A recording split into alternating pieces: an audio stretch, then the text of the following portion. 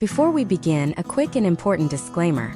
This video provides a deep dive into the anthropological and historical trends regarding divorce in the United States and is intended for educational and entertainment purposes only. The information presented here does not constitute legal, financial, or psychological advice.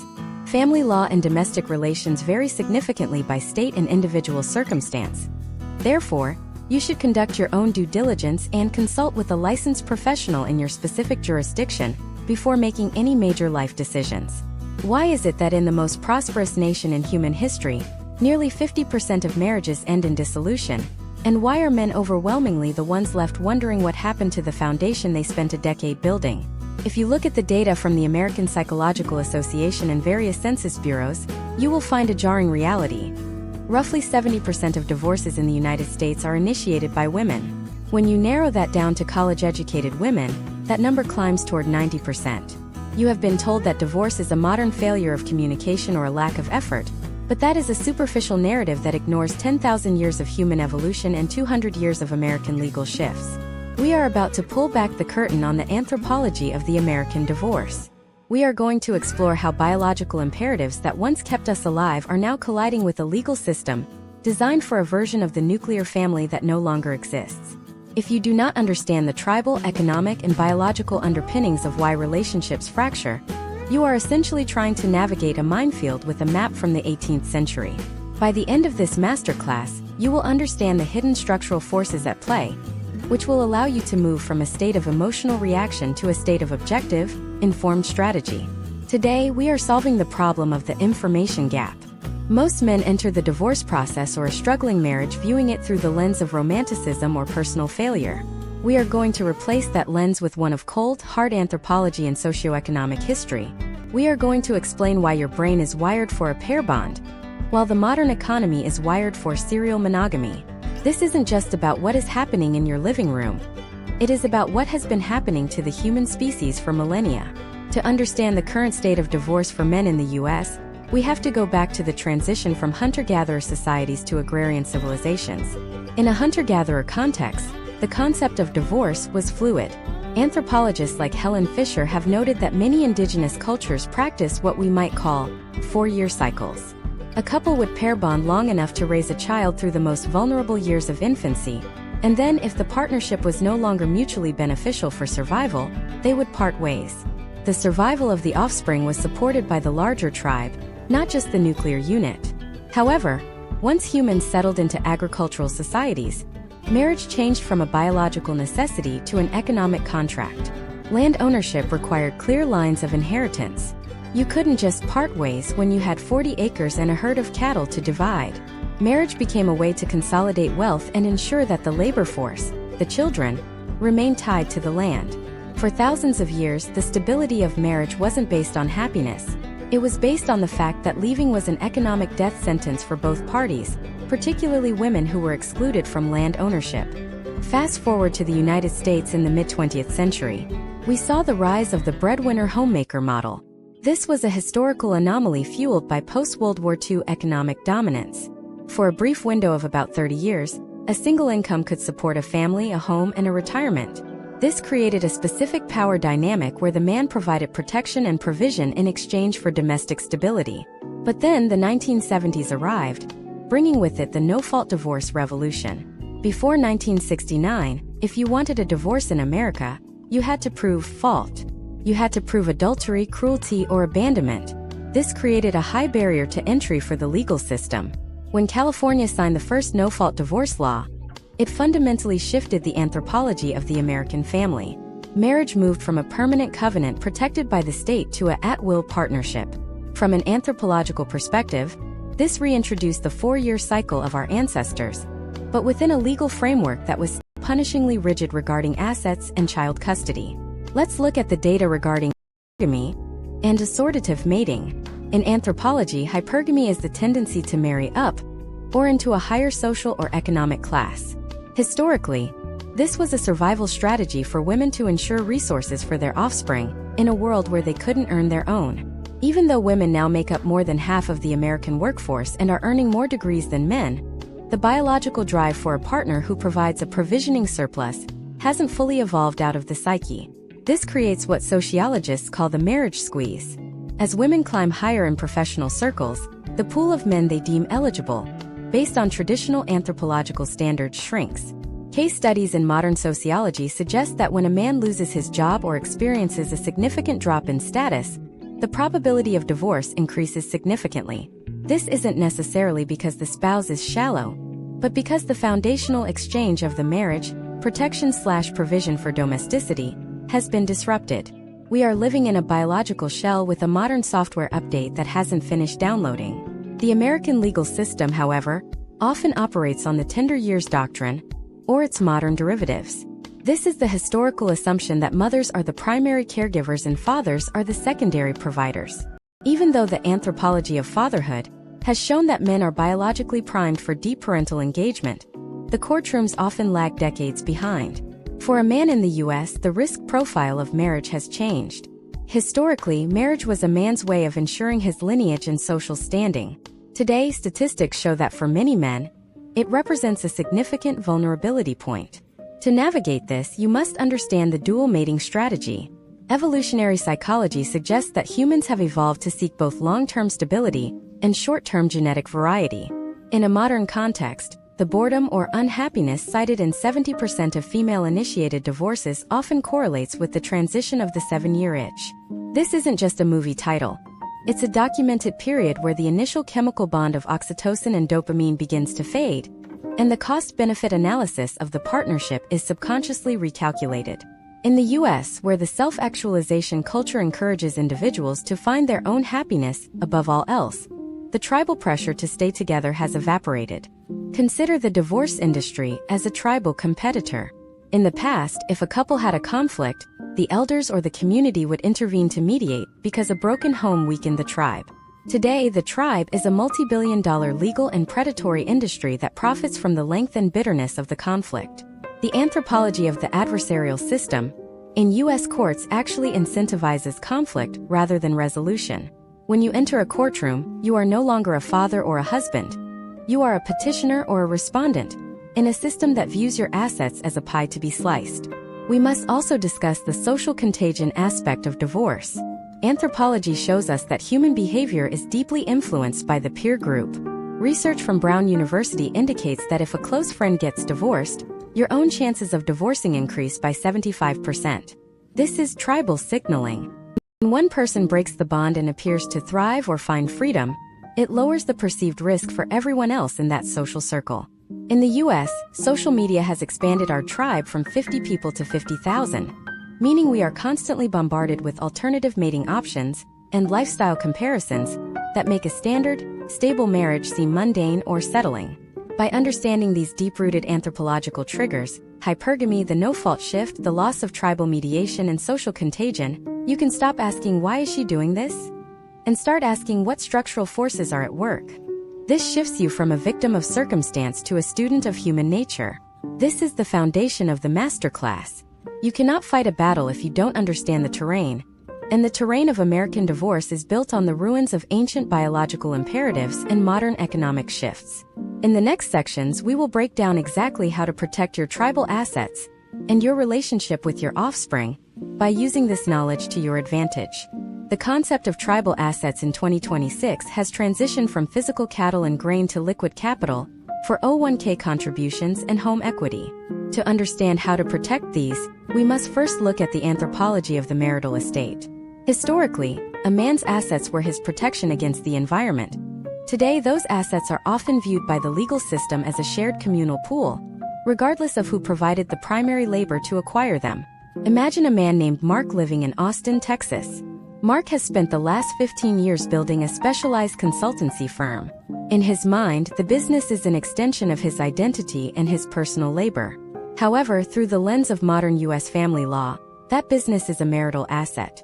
If Mark enters a divorce without understanding the historical trends of asset division, he is essentially handing over the keys to his ancestral granary without a fight.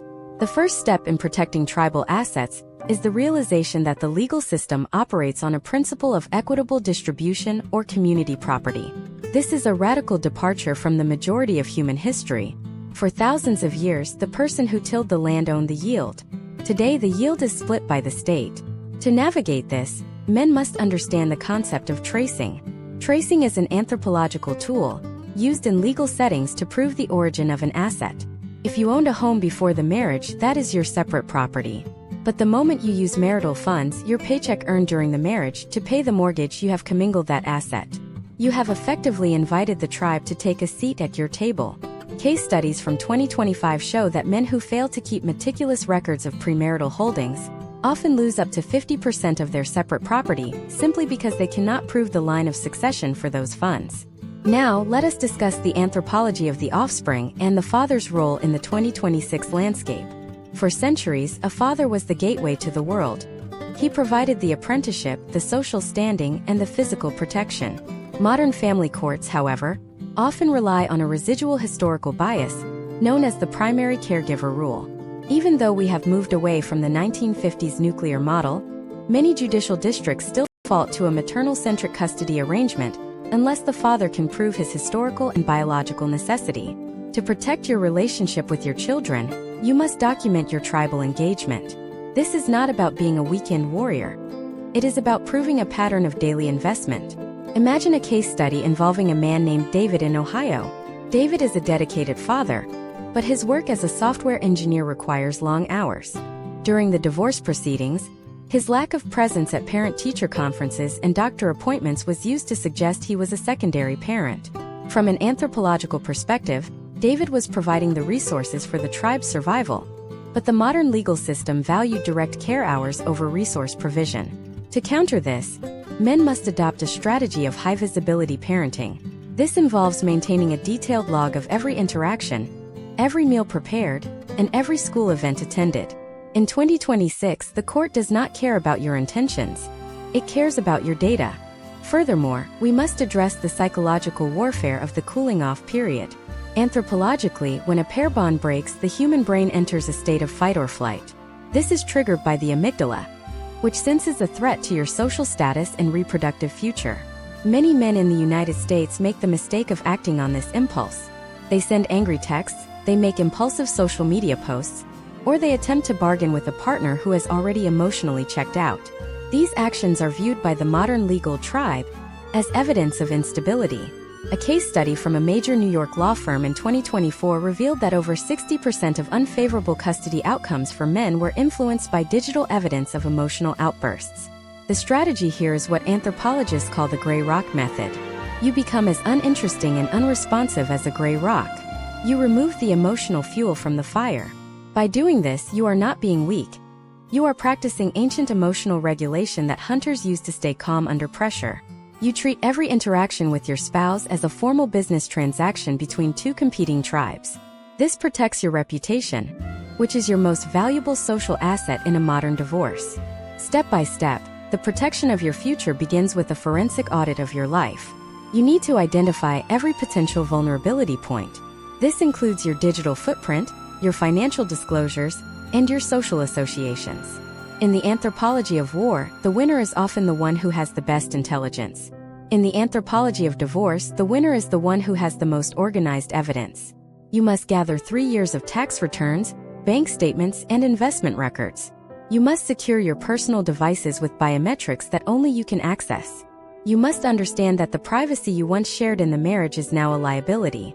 Let us look at another scenario. Imagine if a man named Sarah's husband, James, decides to leave. James has been the primary breadwinner, but Sarah has managed the household finances. Because James deferred the financial management to his spouse, he is now in a position of informational poverty. He doesn't know where the accounts are, he doesn't know the password to the mortgage portal, and he has no idea how much is in the emergency fund. This is a total loss of tribal sovereignty. To avoid this, every man must maintain a baseline of financial literacy and access, even in a happy marriage.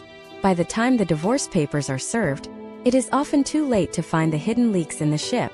The historical trends suggest that men who take an active, non-emotional, and data-driven approach to their divorce fare significantly better in terms of long-term wealth retention and parental access. This is not about winning, in the sense of destroying the other party. It is about preserving the integrity of your personal lineage. The state will not do this for you. The lawyers who operate as a secondary tribe with their own profit motives may not even do this for you. You are the chief of your own life, and the chief must have a clear-eyed view of the battlefield. As we move deeper into this masterclass, we will explore the hidden pitfalls of alimony and the anthropology of the second life. We will discuss why the concept of starting over is a biological fallacy and how you can instead rebuild using the foundations of your previous experiences. But before we can get to the rebuilding phase, we have to survive the demolition. The demolition phase is where most men lose their footing because they are fighting an emotional ghost rather than a legal reality. In the next part, we are going to dive into the specifics of the silver tsunami, the rising rate of divorce among men over the age of 50. We will examine why this demographic is uniquely targeted and what historical trends tell us about the risks of late-stage marital dissolution. We will also uncover the secret tactic used by top-tier legal teams to devalue a man's lifetime of work during the appraisal process. If you think your retirement is safe just because you worked for it, you need to see what the 2026 data actually says about pension division and Social Security offsets. The loop is opening. Are you ready to see how deep the rabbit hole goes? The silver tsunami is not just a catchy demographic phrase. It is a profound anthropological shift in how aging men in the United States experience the final third of their lives. In 2026, the data indicates that while overall divorce rates have stabilized or even dipped slightly among younger generations, the rate for those over 50 has nearly tripled since the 1990s. This phenomenon, often called gray divorce, creates a unique set of hazards because it strikes at the exact moment when a man's ability to replenish his tribal resources is at its lowest. Historically, an elder in a tribe was protected by the social fabric he spent decades weaving. Today, that fabric can be shredded in a single court hearing, leaving a man to face his senior years with half the resources he planned for and none of the domestic support. Imagine a man named Robert in Charlotte, North Carolina. Robert is 62 years old and was planning to retire in 2028. He has a healthy 401k, a paid-off mortgage, and a pension from 30 years in civil engineering. When his wife of 35 years files for divorce, Robert assumes that because he was the one who earned the pension and managed the investments, his retirement is secure. He is operating on an outdated anthropological mindset of individual achievement. However, the legal reality of 2026 treats his 30 years of labor as a joint venture.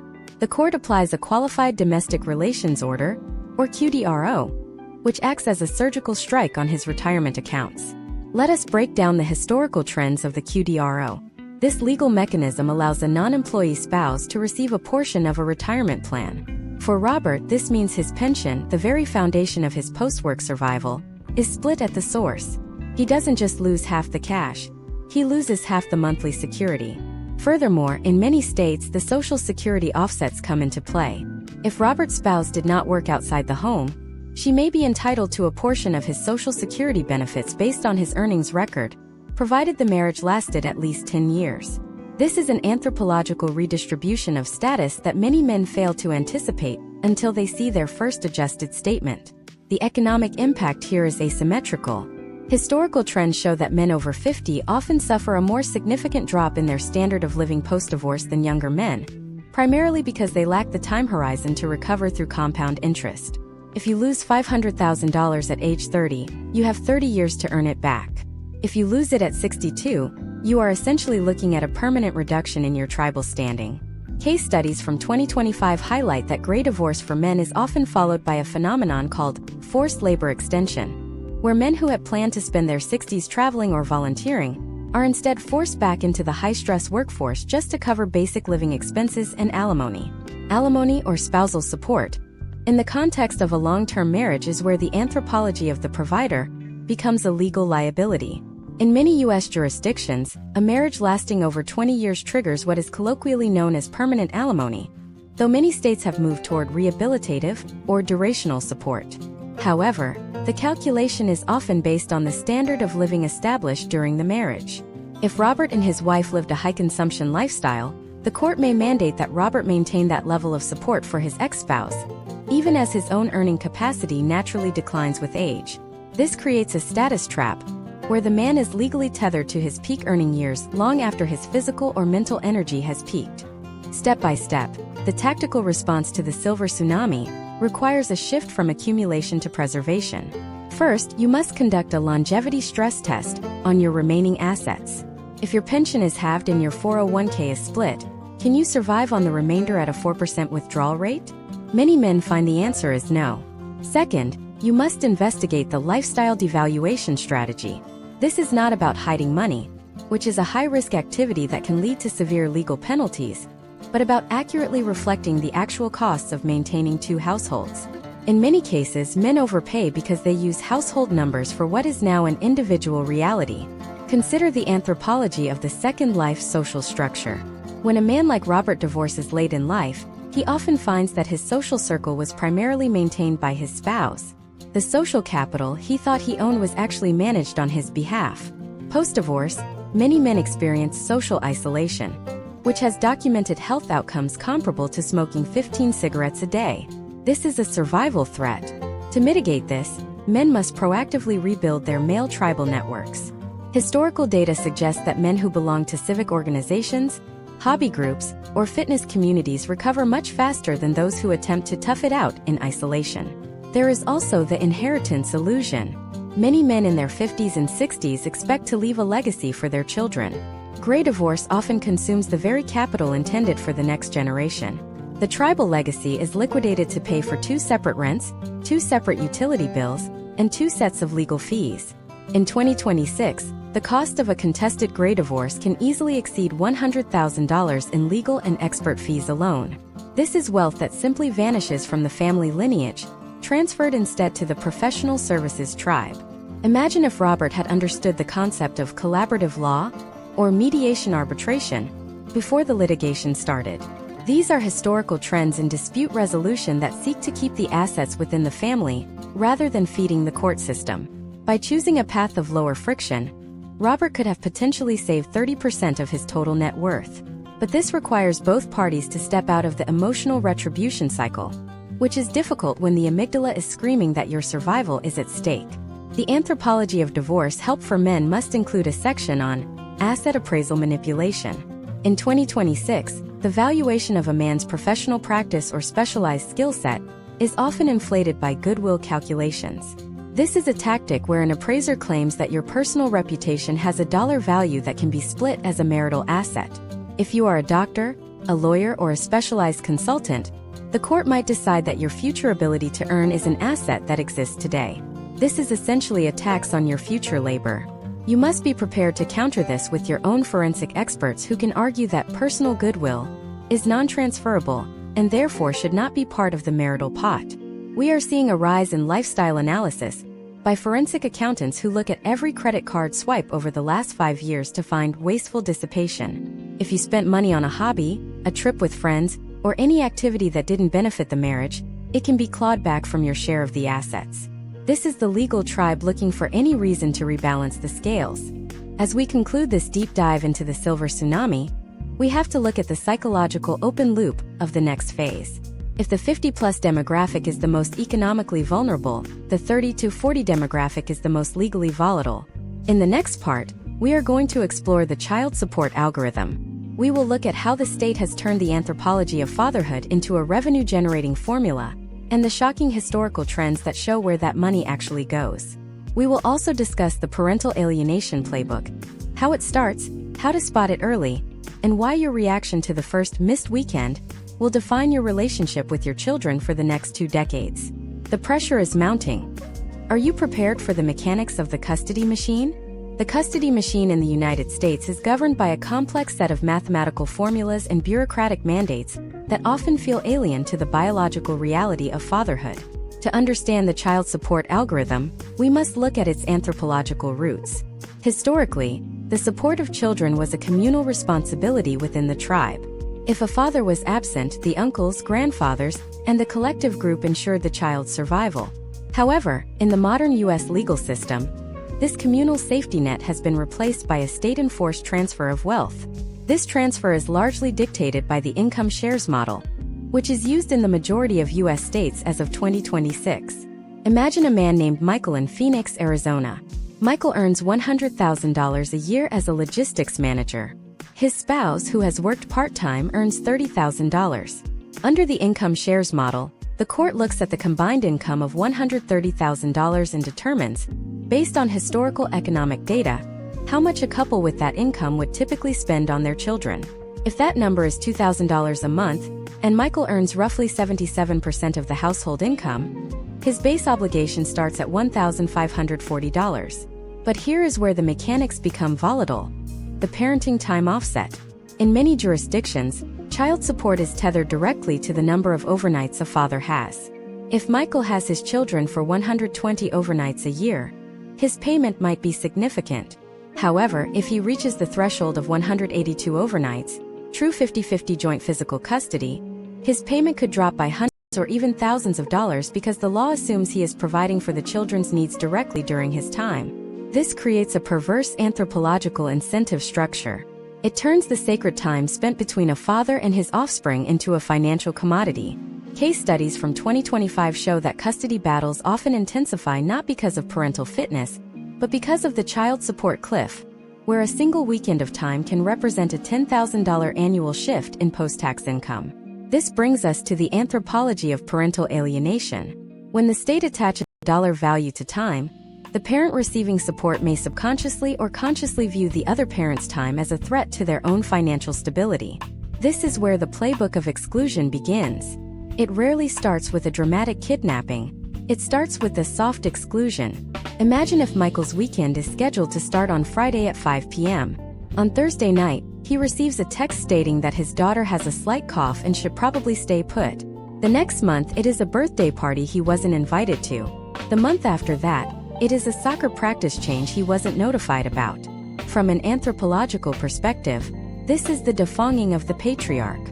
By slowly eroding the father's presence in the daily rituals of the children's lives, the alienating parent is signaling to the children that the father is a visitor or a guest, not a foundational member of the tribe. Historical trends in family psychology indicate that children are highly sensitive to these tribal cues. If they perceive that loving one parent causes distress to the primary parent, they will often perform a loyalty bind and begin to pull away from the father to ensure their own emotional survival within the home they spend the most time in. For the man in this situation, the biological response is often anger or withdrawal. Both are traps. If Michael reacts with anger, he provides the digital evidence needed to justify a further reduction in his time based on safety concerns. If he withdraws because the conflict is too painful, he inadvertently confirms the narrative that he is an absentee father. The step-by-step counter-strategy in 2026 is impeccable documentation and radical consistency. You do not miss a single minute of your scheduled time. If the door is locked, you do not scream. You call for a civil standby or document the denial through a parenting app that is admissible in court. You treat your parenting time with the same professional rigor you would treat a high-stakes board meeting. We also need to address the Title 4D incentive structure. Many men are unaware that the federal government provides funding to states to help cover the costs of child support enforcement. This means the state itself has a fiscal interest in ensuring that child support orders are high and consistently collected. In the anthropology of the modern state, you are not just a father, you are a payer. This is why it is often so difficult to get a child support order modified downward, even when your income drops. Yet it can be adjusted upward almost instantly when you get a promotion. Case studies involving the self-employed trap are particularly enlightening. If you are an entrepreneur or a contractor, the court may not look at your actual take-home pay. Instead, they may impute income to you. This means the court decides what you should be earning based on your education and experience, regardless of the current market reality or your business expenses. Imagine if Michael decided to start his own consulting firm in 2026. If the business has a slow first year and he nets only $40,000, the court might still calculate his support based on his old $100,000 salary.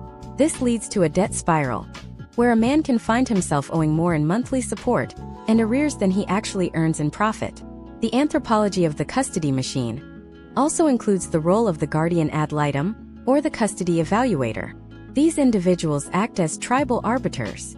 They are strangers who spend a few hours observing your life and then write a report that can determine your relationship with your children for the rest of their minority. Historical trends show that these evaluators often carry their own internal biases regarding traditional gender roles. A man who is too assertive is labeled aggressive. A man who is too emotional is labeled unstable. To navigate an evaluation, you must present as the calculated caregiver. You must show, not tell, your involvement. You don't say you love your kids. You show the binder of their medical records. their school projects, and the schedule of their extracurricular activities that you have managed. In 2026, we are also seeing the rise of digital custody. This includes the monitoring of a parent's social media, their location via GPS, and even their smart home data to use in custody disputes. Imagine if Michael's smart fridge or home security system is subpoenaed to prove that he wasn't home when he claimed to be with the children. The level of surveillance in the modern American divorce is unprecedented in human history. Every digital ping is a potential piece of evidence in the battle for tribal belonging. As we wrap up this deep dive into the mechanics of the custody machine, we have to look at the psychological toll of being a visitor in your own children's lives. The weekend father archetype is an anthropological tragedy that leads to higher rates of depression and health issues in men. But there is a way to break the cycle. It involves shifting the battle from the courtroom to the relational ground. In the next part, we are going to explore the communication protocol. We will break down exactly how to speak to an ex-spouse using BIF responses, brief, informative, friendly, and firm, to shut down conflict before it hits the legal radar. We will also reveal the financial firewalls you must build to protect your future income from modification ambush. Have you ever heard of the lifestyle audit that can happen 5 years after your divorce is final? You are about to find out why the paper trail never truly ends and how to ensure yours is bulletproof. The tactical shift begins now. The tactical shift begins with a complete overhaul of your communication architecture. In the anthropology of conflict, language is the primary weapon of subversion. When a marriage dissolves, the shared vocabulary of intimacy is weaponized into a transcript for litigation. To survive this, you must adopt a protocol that removes all emotional leverage from the equation. We call this the BIF method: brief, informative, friendly, and firm. This is not just a polite way to text. It is a defensive perimeter designed to starve the adversarial system of the conflict it needs to thrive. Imagine a man named Christopher in Seattle. It is a rainy Tuesday in 2026, and he receives a 3-paragraph email from his ex-wife accusing him of being late for a soccer pickup and questioning his commitment to their son's academic success.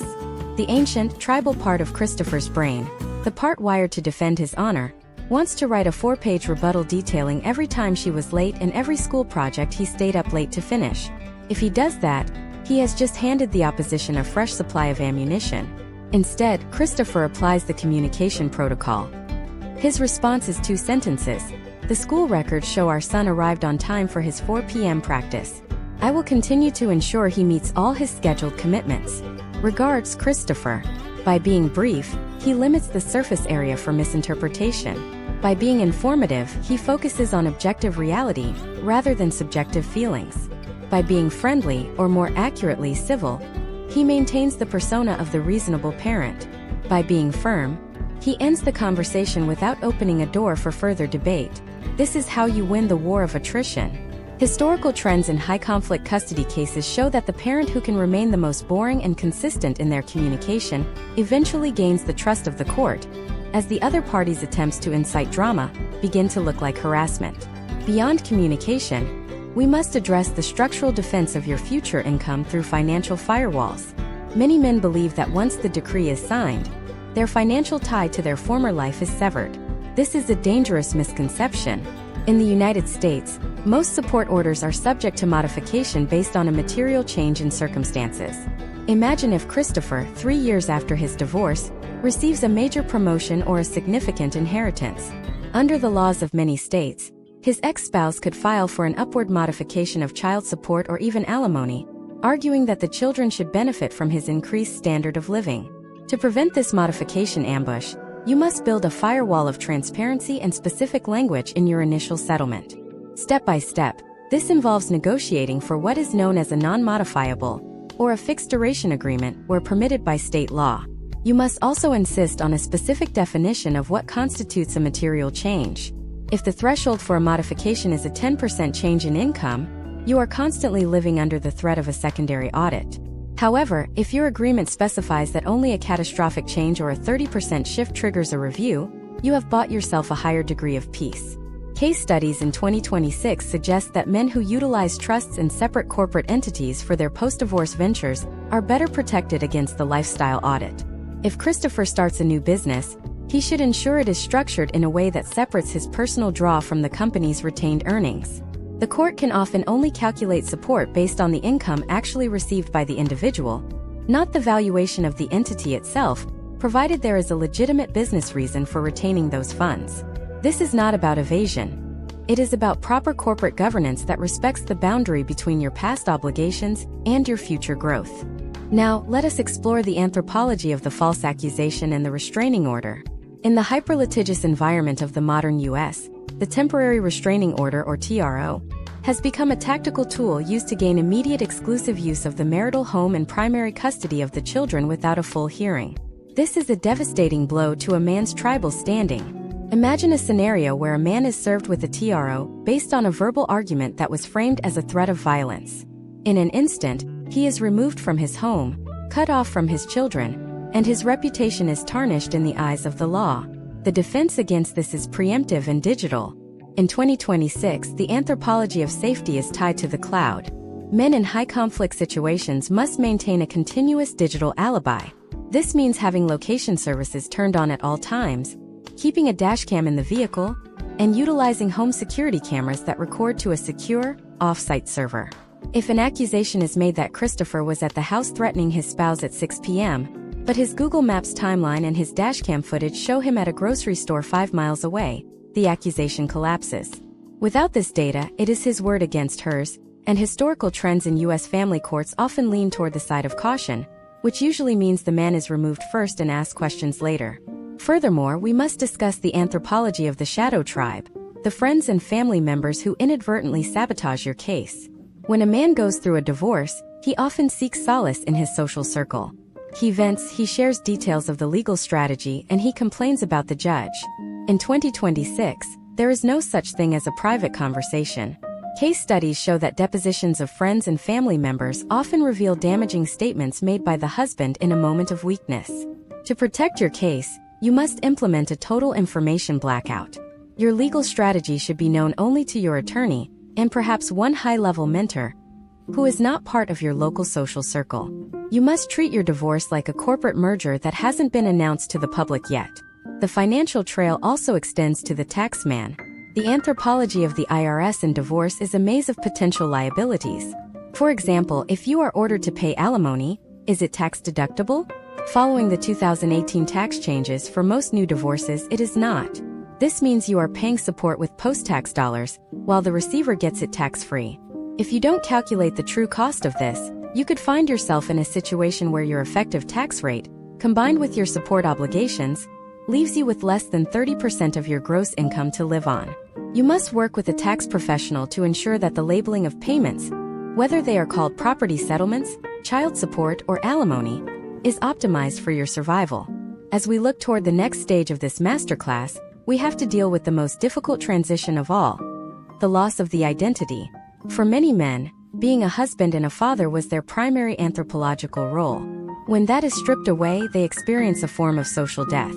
But within this death lies the opportunity for a total biological and psychological reset. In the next part, we are going to dive into the anthropology of the rebuild. We will look at the specific 2026 data on how to re-enter the dating market without falling into the same structural traps. We will examine the rise of the prenuptial and postnuptial agreements as essential survival gear for the modern man. And we will uncover the one psychological trait that separates the men who thrive after divorce from those who remain bitter for the rest of their lives. Are you ready to stop surviving the fire and start using it to forge a new blade? The reconstruction phase is about to begin. The reconstruction phase is not a return to who you were before the marriage. It is an anthropological evolution into a more resilient version of the male archetype. In 2026, the data regarding male recovery post-divorce suggests that the most successful rebuilds are built on 3 pillars: physiological recalibration, financial insulation, and the implementation of binding legal contracts for all future relationships. This is where we move from the defensive posture of the courtroom to the offensive strategy of personal sovereignty. To begin the rebuild, we must address the anthropology of the shattered ego. For most men, their identity in the United States is tied to their role as a provider and a protector. When those roles are stripped away by a court order, the brain experiences a massive drop in testosterone and a spike in cortisol. This is a survival threat that manifests as lethargy, brain fog, and depression. Case studies in 2025 showed that men who engaged in high-intensity physical training within the first 6 months of a divorce were 40% less likely to suffer from chronic post-divorce stagnation. This is because physical exertion signals to the primitive brain that the hunter is still active, still capable, and still dangerous to his competitors. It forces a biological reboot that allows for clearer strategic thinking during the reconstruction phase. Imagine a man named Gregory in Denver. At 44, Gregory lost his home, half his pension, and his daily contact with his children. His initial instinct was to find a new partner to fill the emotional void, a phenomenon anthropologists call rebound bonding. However, the 2026 data indicates that men who enter a new committed relationship within 18 months of a divorce have a 65% higher rate of that second relationship failing. Gregory instead chose the path of the monk. He focused on his physical health, his career advancement, and his relationship with his children. He rebuilt his tribal network by joining a local woodworking collective and a mountaineering club. By doing this, he replaced his lost identity with multiple pillars of self-worth. When he eventually re-entered the dating market, he did so not as a man seeking a savior, but as a man who was already whole. This brings us to the anthropology of the new dating market. In 2026, the landscape for a divorced man over 35 is radically different than it was 10 years ago. You are now entering a market where digital scrutiny is the norm. Your past is searchable, and your financial status is a primary metric. To protect yourself from repeating historical trends, you must understand the concept of the prenuptial and postnuptial agreement as standard survival gear. Historically, these were seen as a sign of distrust. In the modern era, they are a sign of emotional maturity and a prerequisite for any man with assets to protect.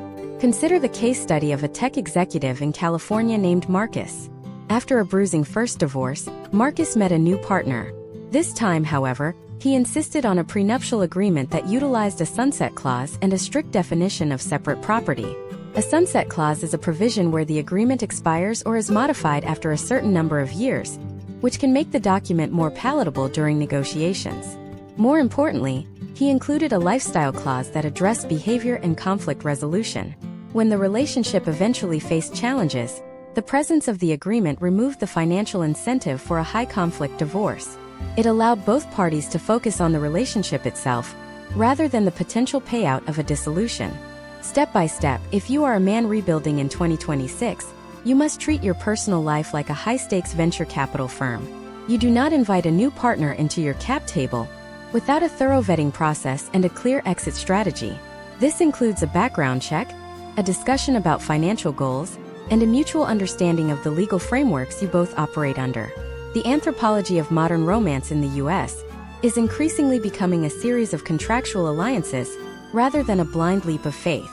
Furthermore, we must look at the rise of the individual retirement account or IRA as a primary tool for financial insulation during the rebuild. While 401ks are often easily split via a QDRO, IRAs can sometimes be shielded or utilized more flexibly depending on your state's laws and how they were funded. Men who focus on maxing out their separate property contributions post-divorce are building a wall that the previous marriage cannot scale. You must also look at the historical trends of the homestead exemption. In states like Florida or Texas, the equity in your primary residence has significant protections against creditors and certain types of legal judgments. Choosing where you rebuild your life geographically can be just as important as how you rebuild it financially. The anthropology of the rebuild also requires a reevaluation of your social circle. You must distance yourself from what we call the enabler tribe. These are the friends who tell you that everything was her fault and that you should just drown your sorrows. Instead, you need to find the mentor tribe, men who have walked this path, kept their dignity, and thrived. In 2026, we see a massive increase in male-only coaching groups and brotherhoods that focus on the holistic man. These groups provide the tribal accountability that used to come from extended families. They will call you out when you are being lazy, and they will support you when the legal machine tries to grind you down. Now imagine if Gregory, our man in Denver, had ignored the biological and financial warnings. Imagine if he had rushed into a second marriage without a prenup, fueled by the loneliness of his first year. By year 5, he could be facing a second divorce, which historical trends suggest is even more financially devastating than the first. The loss of compound interest, the accumulation of more legal fees, and the psychological weight of a second failure can be a terminal blow to a man's future prospects. By taking the slow, methodical approach of the reconstruction phase, you are not just surviving. You are building an impregnable fortress for your senior years. As we move into the final stages of this masterclass, we have to address the most sensitive topic of all: the long-term relationship with your children as they grow into adults. The anthropology of fatherhood doesn't end when the child turns 18. In fact, for the divorced man, the real test of his tribal leadership often happens in the decade after the child leaves the home.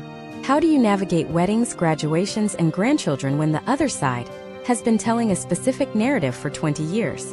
In the next part, we are going to explore the high-value fatherhood protocol. We will reveal the 2026 data on how adult children of divorce view their fathers, and the specific actions you can take today to ensure that you are the one they call when they need real-world advice. We will also dive into the grandparent rights legal trends and how to ensure you aren't phased out of the next generation's life. But first, we have to talk about the shadow files. The secret records you must keep for the next decade to ensure your narrative is the one that survives the test of time. Is your legacy protected? Or is it being rewritten by someone else? The battle for the future is just beginning. The battle for the future is fought in the minds of the next generation, and for a father in the United States in 2026, this requires a mastery of what we call the high-value fatherhood protocol. In the anthropology of kinship, the father has historically been the bridge between the home and the world, the one who provides the map for social and economic navigation. When a divorce occurs, that bridge is often sabotaged by a legal and social narrative that paints the father as a peripheral figure or worse, a mere bank account. To ensure your legacy is protected, you must understand that your relationship with your children is a long-game investment that transcends the 18-year mark dictated by the state. Imagine a man named Thomas in Chicago. Thomas has been through a grueling 7-year stretch of rotating weekends and Wednesday night dinners. His children are now approaching 17 and 18. In his mind, he is nearing the finish line. However, the data from 2025 regarding adult children of divorce suggests that the most critical period for relationship reconciliation begins exactly when the court-ordered parenting plan ends. This is because, for the first time in their lives, the children have the autonomy to choose where they spend their holidays, their time, and their emotional energy without the fear of upsetting a custodial balance. The historical trends indicate that children who were subjected to parental alienation or a gatekeeper parent often experience a period of intense cognitive dissonance in their early 20s. As they enter the professional world and start their own serious relationships, they begin to view their parents' behavior through an adult lens. They start to notice the discrepancies in the stories they were told. If you, the father, have spent the last decade practicing the communication protocol and the gray rock method, you have left a trail of consistency. When the child looks back at the records, the civil texts, the missed events you weren't told about, the lack of retaliation, they find a quiet, unshakable truth. This is the shadow file in action. It is not a file you weaponize in court. It is a historical record of your integrity that your children will eventually discover. Step by step, the high-value fatherhood protocol involves 3 specific actions. First, you must become the chief resource officer. In an era of record inflation and a volatile 2026 job market, young adults are facing unprecedented economic pressure. While you may have finished your child support obligations, your role as a financial and strategic mentor is just beginning. Case studies show that fathers who provide strategic assistance, such as helping with a down payment, providing career networking, or teaching tax management, re-establish their tribal authority far more effectively than those who simply try to buy affection. You are shifting the dynamic from the man who pays the state to the man who empowers the next generation. Second, you must navigate the grandparent rights landscape. In many U.S. states, the legal standing for grandparents to see their grandchildren is surprisingly thin if the parents are fit and in agreement. If you have a fractured relationship with your adult children, you risk being phased out of the lives of your grandchildren. Anthropologically, the grandfather is the keeper of the lineage. To protect this role, you must practice what we call strategic presence. This means showing up for the big milestones, weddings, graduations, births, with zero drama and absolute grace, regardless of who else is in the room. You are signaling to the tribe that your ego is subordinate to the continuity of the family. Now, imagine a scenario where Thomas's daughter gets married in 2027. The other side has spent years positioning Thomas as the outsider. If Thomas reacts with bitterness about the seating chart or the guest list, he confirms the negative narrative. If, instead, He acts with the poise of a diplomat, focusing entirely on his daughter's joy and providing a significant, no-strings-attached contribution to her future. He effectively deprograms the years of negative conditioning. He becomes the high-value father because he is the one providing the most stability and the least amount of conflict. We also have to discuss the legacy audit. In 2026, your digital footprint is part of your inheritance. Historical trends show that adult children will eventually search through old emails, social media posts, and even court records. If they find a father who is fighting for justice by attacking their mother, they often feel attacked themselves. But if they find a father who is fighting for access by adhering to the law and maintaining his dignity, they feel valued. Your legacy is not what you tell them. It is the evidence they find when you aren't looking. Furthermore, we must look at the anthropology of the second family transition.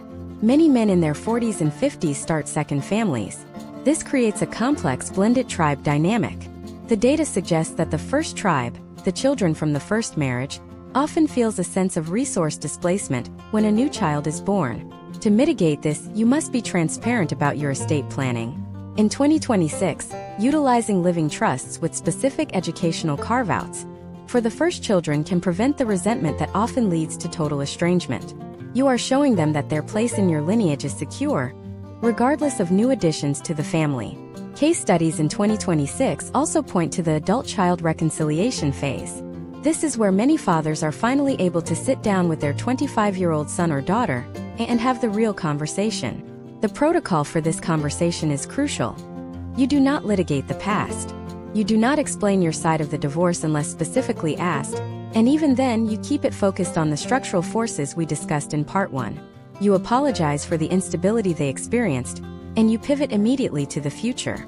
Anthropologically, a child doesn't want a winner in a divorce. They want two healthy parents who aren't at war. The 2026 landscape for men also includes the health-wealth correlation. Data shows that men who maintain a high level of physical fitness and a growing net worth into their 60s are perceived as higher status mentors by their adult children. It is the successful elder archetype. If you let yourself go physically or financially, you lose the gravity that keeps the family orbiting around you. Your health is your ability to be present for the next 20 years. Your wealth is your ability to provide a safety net for the tribe. Both are essential for maintaining your legacy. As we conclude this deep dive into fatherhood and legacy, we have to face the cold reality of the estate trap. In the next part, we are going to look at the final distribution.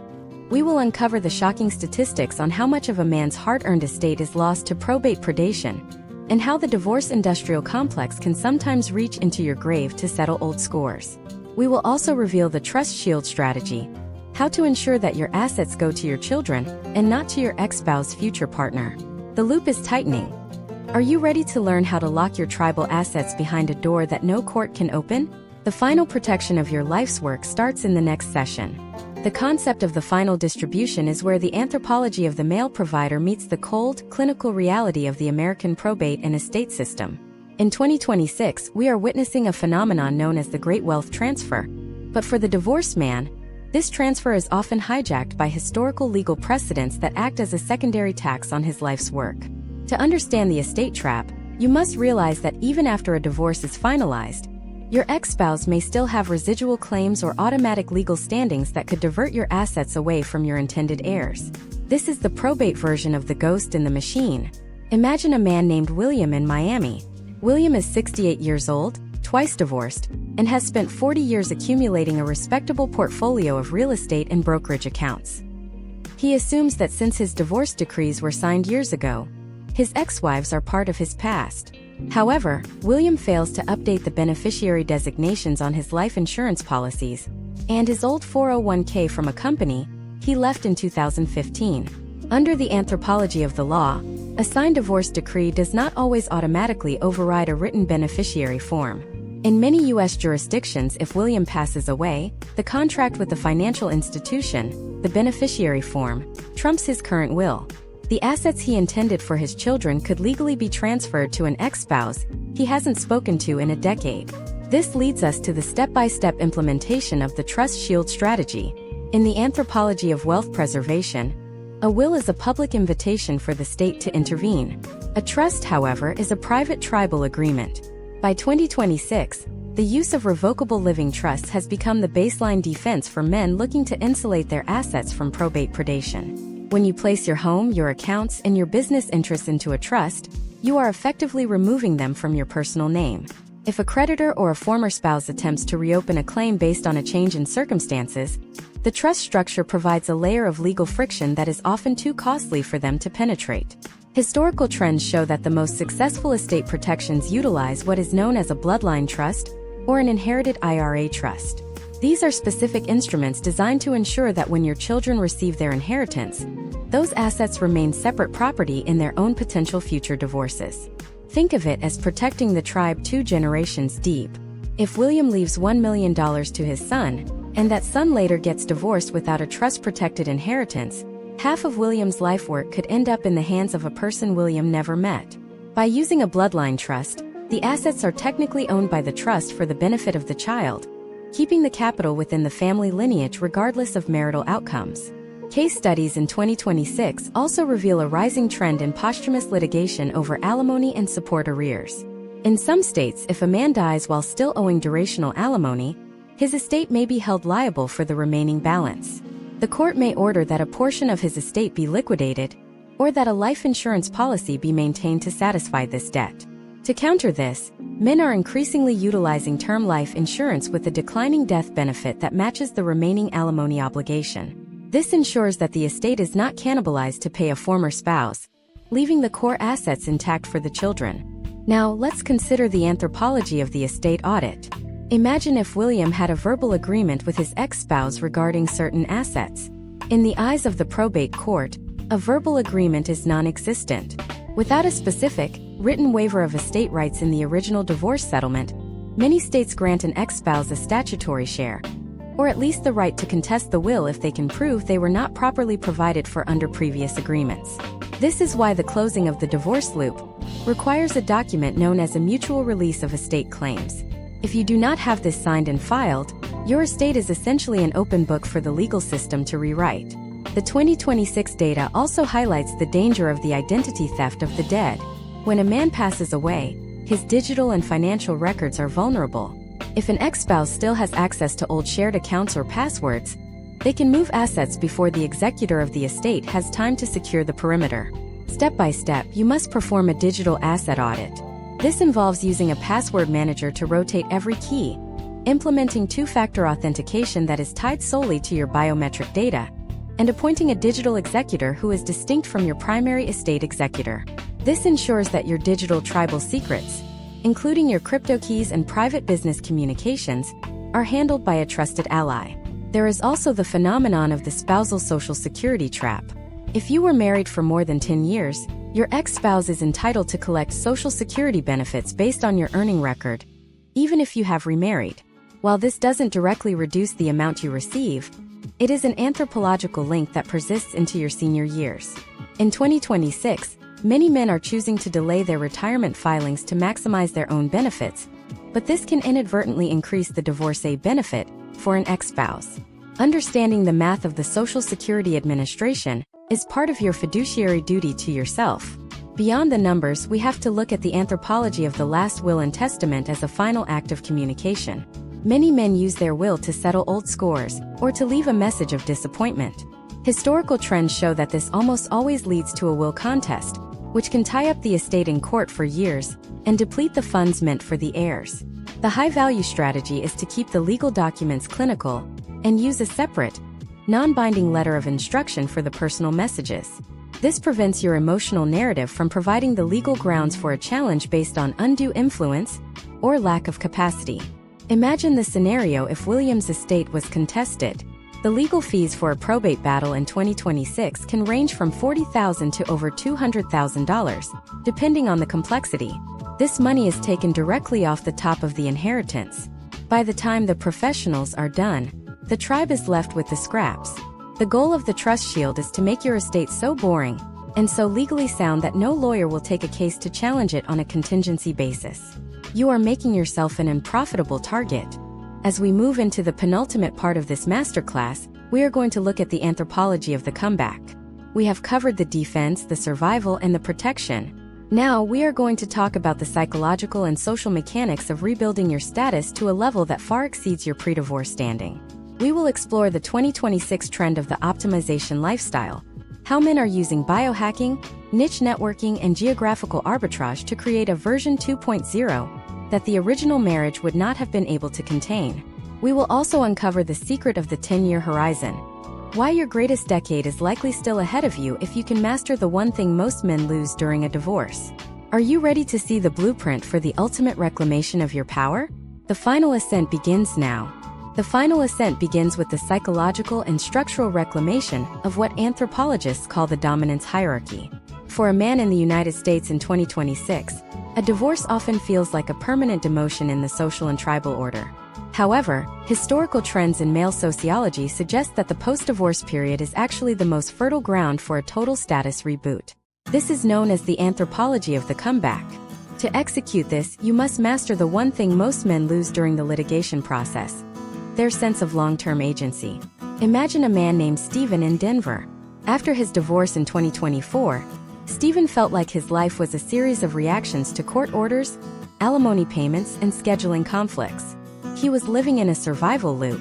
The breakthrough for Steven came when he realized that his previous life was a high-maintenance system that limited his ability to innovate.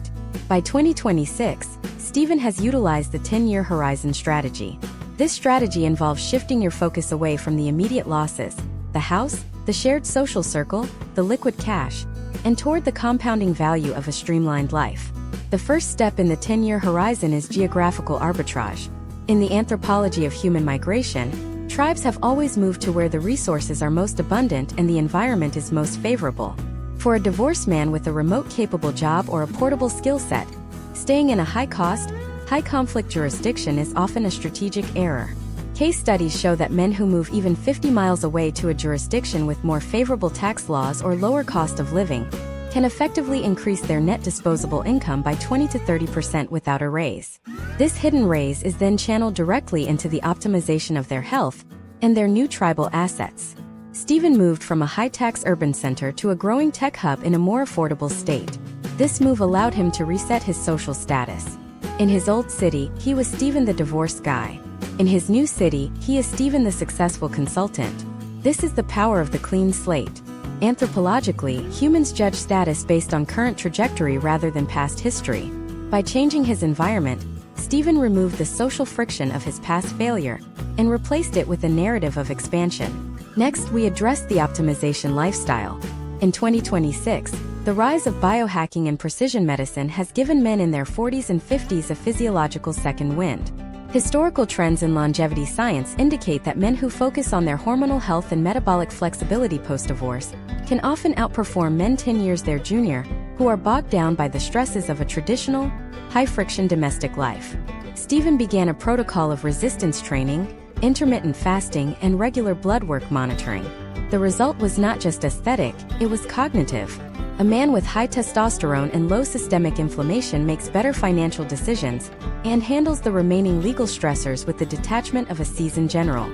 Step by step, the reclamation of power also requires niche networking. When you lose a shared social circle, you have the opportunity to build a specialized tribe. Steven stopped trying to fit into the couple's dinner party circuit and instead joined a high-level mastermind group for entrepreneurs and a local Brazilian jiu-jitsu academy. In these environments, status is earned through competence and character, not marital status. This provides a validation feedback loop that is essential for a man's psychological recovery. Case studies from 2025 suggest that men who belong to performance-based communities recover their self-esteem 3 times faster than those who rely on passive entertainment or traditional therapy alone. Furthermore, we must look at the anthropology of the new economy. Many men in 2026 are using their post-divorce freedom to engage in deep work. Without the daily domestic interruptions and emotional labor of a struggling marriage, a man can dedicate 4 to 5 hours of uninterrupted focus to a side venture or a specialized skill. This is how the side hustle to empire trend among divorced men started. Steven used his quiet evenings to develop a proprietary software tool for his industry. Within 2 years, the income from this tool exceeded his alimony obligations, effectively making his divorce neutral on his balance sheet. This is the ultimate financial firewall. creating wealth that is entirely disconnected from the marital timeline. Now, consider the imagine if scenario of the integrated man. Imagine if, instead of being bitter, you became so successful, fit, and socially connected that your previous life looks like a pilot episode for a show that finally got a massive budget increase in season 2. This is not about revenge. It is about outgrowing the conflict. In the anthropology of warfare, the most effective way to end a conflict is to move to a plane where the enemy can no longer reach you. When your net worth, your physical health, and your social influence reach a certain threshold, the petty grievances of a former spouse become irrelevant noise. The 2026 data on happiness indices shows that divorced men who successfully navigate the 5-year mark with this optimization mindset report higher levels of life satisfaction than they did in the final 5 years of their marriage. They have more autonomy, more physical energy, and a deeper sense of purpose. They have moved from being a support system for others to being the architect of their own legacy. However, there is a final hurdle. It is the ghost of the old tribe. This is the internal voice that tells you that you are selfish for focusing on yourself, or that you are behind, because you are starting over in your 40s. To silence this, you must understand the anthropology of the second prime. Historically, men were the leaders of their tribes well into their 60s. The idea that a man is done at 40 is a modern marketing myth. In reality, a man in his 40s with his resources intact and his health optimized is at his peak of social and economic value. Stephen's ascent wasn't just about money or muscles. It was about the reclamation of his time. Time is the only non-renewable resource in the anthropology of man. By streamlining his life, automating his finances, and protecting his calendar, he regained the ability to think in decades rather than months. He is no longer surviving a divorce. He is presiding over a reconstruction. As we approach the final part of this masterclass, we have to address the grand strategy. We have covered the legal, the financial, the parental, and the physiological. But how do you tie all of this together into a cohesive philosophy of life? In the final part, we are going to look at the sovereign man framework. We will reveal the ultimate 2026 checklist that ensures you are never vulnerable to this system again. We will also discuss the philosophy of the exit, how to know when you have truly won, and how to live a life of total freedom in a world designed to keep you bound. The final piece of the puzzle is about to be placed. Are you ready for the total transition? The masterclass concludes with the blueprint for permanent sovereignty. But before we get there, we must confront the relapse risk. Why do some men, after doing all this work, find themselves falling right back into the same traps with a new partner? We will expose the biological blind spots that lead to the repeat offender divorce cycle and how to install a permanent warning system in your psyche. The ascent is almost complete, but the final step is the steepest. Stay with me for the conclusion. The final step in this ascent is the construction of the sovereign man framework. This is the structural culmination of everything we have discussed: the legal, the financial, the biological, and the psychological. In the anthropology of survival, a man is only truly safe when he controls his own borders. In 2026, those borders are not made of stone and mortar. They are made of contracts, mindset, and the elimination of dependency. The repeat offender cycle is a documented phenomenon where men, driven by an unexamined biological need for tribal belonging, rush back into the exact same structural vulnerabilities they just escaped.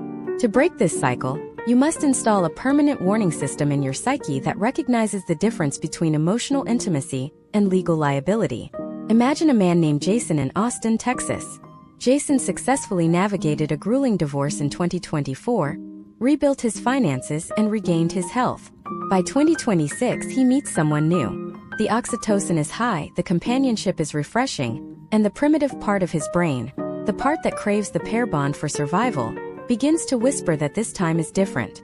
Without the sovereign man framework, Jason might find himself moving a new partner into his home, or merging his finances without a cohabitation agreement or a postnuptial contract. He is essentially leaving his fortress gate unlocked because he likes the person standing on the porch. The permanent warning system requires Jason to view every new relationship through the lens of a historical case study. He looks at the 2026 data, which shows that second and third marriages in the United States have significantly higher dissolution rates than first ones, often reaching 65 to 75%. This is not a reason for cynicism, but for tactical precision. Jason's warning system triggers a mandatory cooling-off period and a series of non-negotiable legal benchmarks. He realizes that in the anthropology of the modern U.S., Marriage is a three-way contract between two individuals and the state. If you wouldn't sign a business contract where the other party can change the terms at any time and the government gets to decide the payout, you should not enter a marital contract without individual modifications. The first pillar of the sovereign man framework is the philosophy of the exit. This is the understanding that all human associations are, to some degree, temporal. Historically, tribes formed and dissolved based on mutual benefit. In the 21st century, you must be comfortable with the idea of being your own primary unit. This doesn't mean being alone. It means being self-contained. Jason ensures that his happiness, his purpose, and his resource security are never again dependent on the presence or approval of another person. When a man is truly willing to walk away from any situation that compromises his sovereignty, he paradoxically becomes more attractive and more respected within the social hierarchy. This is because he is no longer operating from a position of scarcity motivation. Step by step, the implementation of this framework involves a quarterly sovereignty audit. Every 90 days, you review your 4 key territories. First, the financial territory. Are your assets still insulated in trusts or separate accounts? Is your post-divorce income growing independently of your past obligations? Second, the legal territory. Are your beneficiary designations up to date? Do you have current records of all communications regarding custody or support? Third, the biological territory. Is your physical health improving or declining? Are your stress markers like cortisol and blood pressure under control? Fourth, the social territory. Are you spending time with men who elevate your thinking? Or are you drifting back into circles that celebrate victimhood? Case studies of men who have mastered this framework in 2026 show a distinct pattern of radical self-responsibility. They no longer blame the system, the ex-spouse, or the law. They recognize that while the system may be skewed, their reaction to it is their own. By taking 100% ownership of their outcomes, they strip the adversarial process of its power. If the court orders a payment, they pay it with the detachment of a corporation paying a tax, and then they focus immediately on generating the next surplus. They do not allow the legal process to colonize their mental space. This psychological detachment is the ultimate reclamation of power. Now, imagine if Jason had ignored the warning system. Imagine if he had allowed a new partner to gain common law standing or de facto marital status through shared residency and coming-led bills. By 2029, he could be facing a second litigation process that would likely strip him of the remaining wealth he worked so hard to rebuild after 2024. This is the steepest part of the climb. The discipline to remain sovereign even when it is emotionally inconvenient. The anthropology of the sovereign man is about moving from a beta provider role, where your value is tied to your utility to others, to an alpha sovereign role, where your value is inherent and your resources are guarded. The 2026 masterclass concludes with the realization that divorce help for men is not about winning a court case. It is about winning the rest of your life. The historical trends tell us that the U.S. legal system will continue to evolve, and not always in favor of the traditional male role. However, the anthropology of the human male is one of adaptation and resilience. You are the descendant of men who survived ice ages, famines, and tribal wars. A modern legal dissolution is a significant challenge, but it is not a terminal event unless you allow it to be. You must adopt the infinite game mindset. In a finite game like a single court hearing, you play to win. In the infinite game of life, you play to keep playing. You protect your health so you can see your grandchildren. You protect your capital so you can fund your own ventures. You protect your peace so you can lead your tribe. The sovereign man is the one who understands that his legacy is not written in a divorce decree, but in the strength of the life he builds after the ink is dry. We have explored the deep-seated biological drives that lead to pair bonding, the economic shifts that turn marriage into a high-risk contract, the tactical defense of assets and parental rights, and the psychological reconstruction of the self. This is your blueprint. The loop of the victim narrative is now closed. You have the data, the case studies, and the step-by-step protocols to move forward with absolute clarity. As you step out of this masterclass and back into the world of 2026, remember that the most powerful thing you can be is a man who is no longer afraid of the system because he has mastered the mechanics of his own sovereignty. The demolition is over. The reconstruction is complete. You are now the architect of your own history. Your ascent has reached its peak, and from this vantage point, the horizon is wide, clear, and entirely yours to command. This concludes our deep dive masterclass on the anthropology of divorce for men in the USA. But while this series is ending, your implementation phase is just beginning. What will your first action be in the next 24 hours to secure your territory? The path is open. Walk it with the dignity of a man who knows exactly who he is and what he is worth. Stay focused, stay sovereign, and stay ahead of the curve.